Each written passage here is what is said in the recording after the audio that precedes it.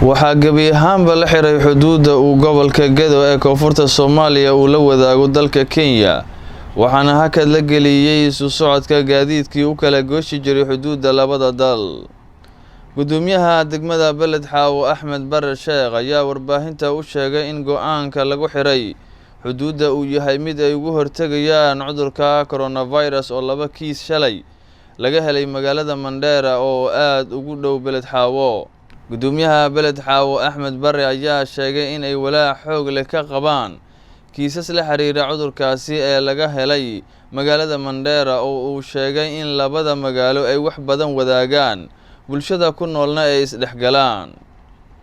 Axmed Bare ayaa dadka reer Beled Xaawo ugu baaqay in ay taxadaraan maadaama magaalo aad ugu dhow laga sheegay kiisas la xiriira coronavirus. Guud ahaan tirada dadka uu ku dhacay cudurka COVID-19 gudaha dalka Kenya waxay gaaraysaa 172 qof sida lagu sheegay tirakoobka wasaaradda caafimaadka ee dalkaasi Kenya.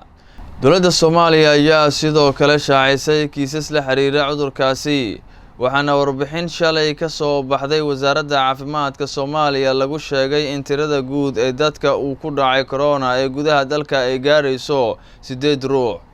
2 ka mid ah ay yihiin ajaanib, hal ka mid ah gudaha dalka kama bixin halka inta kalena la karantiilay xili ay ka soo laabteen safaro dibadda ah.